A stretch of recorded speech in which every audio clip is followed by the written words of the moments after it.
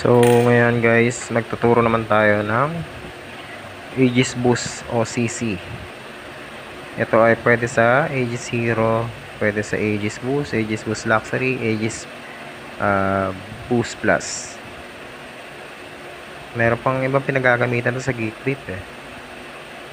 Ito ay 0.4. Yan. Tanggalin natin ang 510 connector. Susunod natin ay ang insulator, yung orange na yan. Then, tanggalin mo yung lumang mesh nya. Lumang mesh coil, tsaka bulak.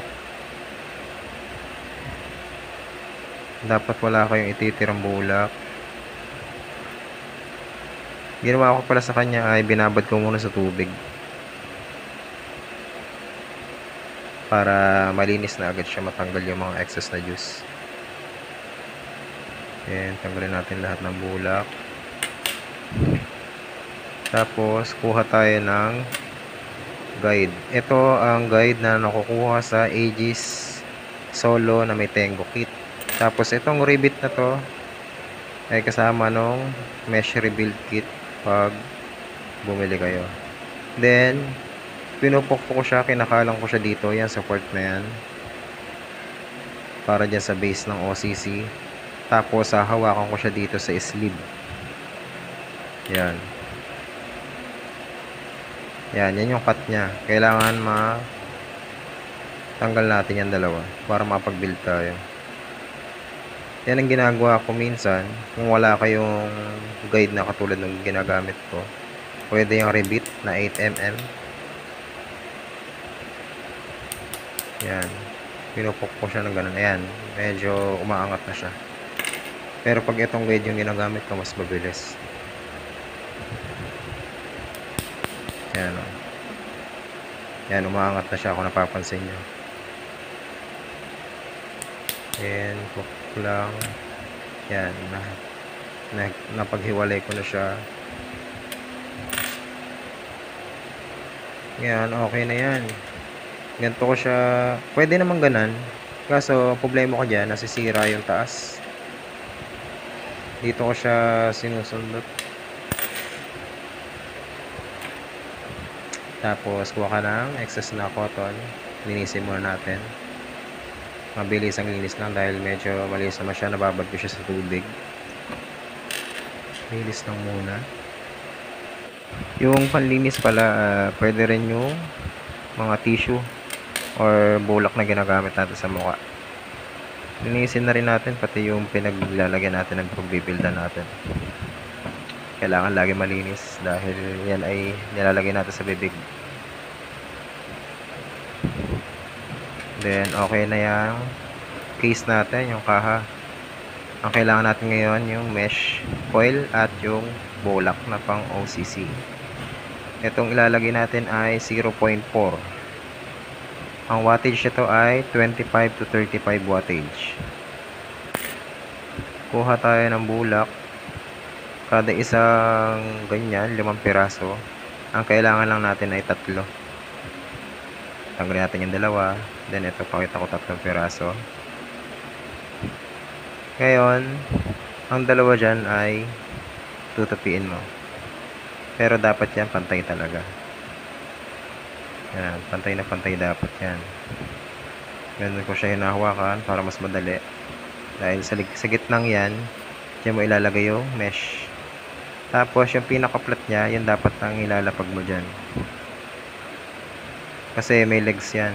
May nakaumbok. Dapat yung pinaka-flat para mas dikit siya sa bulak. Yan. Tapos yung rivet na 8mm guide. Lalagay mo sa gitna. Tapos babalutin mo siya. Yan. Tignan niyo mabuti paano yung legs. Tapos yung legs niya, ipitin mo konti para madaling ipasok sa base ng OCC. Ngayon, papasok natin siya sa base. Yan. Sakto-sakto yan. Dapat nakaganyan siya. Tapos, yung isang legs niya, i-cut mo lang na napaka liit lang yung nakaangat.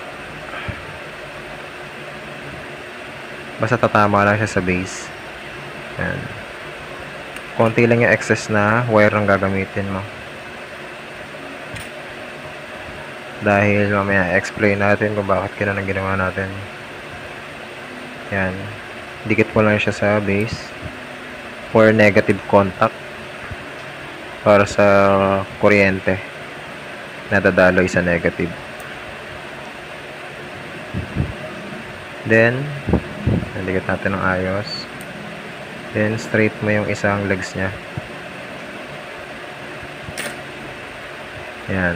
Tapos, papasok mo yung isang legs dun sa loob ng insulator. Sa gitna. Tapos, pasok mo muna yung rubber na yan. Yung insulator. Tapos, i-bend mo yung legs. Kaya natin, maliit lang yung kinat natin kanina. Dahil yan sa insulator na yan. Para flat na flat siya. Leak. Wala siyang leak. Yan. Kinat ko naman yung isang legs na sakto lang sa insulator. Maliit lang rin yung nakaangat. Then, yung 510 connector, madali siya ipasok. Yan. Lapat na lapat siya. Para siyang bago. Then, cut mo yung excess na cotton maliban dun sa mahaba. Yan. Cut lang. Tapos yung mahaba na yan, babalot mo siya ngayon. Hanggang umabot ka dun sa kung saan ka nag-cut. Cover mo lang siya konti. Tapos, dyan mo siya putulan. Ayan. Sobra mo lang konti. Ayan. Dyan mo siya hawakan. Tanggalin mo tong guide na rebit. Then, kunin mo yung sleeve. Ayan. Pagpapasok na yung isang butas kung saan ka nag-cut. Mas madaling palatandaan kung saan yung butas ng airflow. Doon rin yan yung butas ng para sa bulak. Tapos ngayon, pupukpukin natin siya. Pero hindi ko kayang pupukpukin dito at mababasag ang istante. Kaya pupukpukin natin siya sa upuan. Ayan, ganito ko siya pupukpukin. Yung rubber ang gagamitin ko para hindi maka-scratch yung OCC natin. Ayan. Nadiin na siya. Tapos, last na gagawin natin ay kuha tayo ng rebit na isa pa. Hindi yan kasya eh. Yung mahaba na yan. Didikit ko yung mesh coil dun sa mga bulak sa gilid para mas kumapit siya. Minsan kasi pag pinupok, lumuluwag siya eh. Para wala siyang hotspot. Then, kuha tayo ng juice.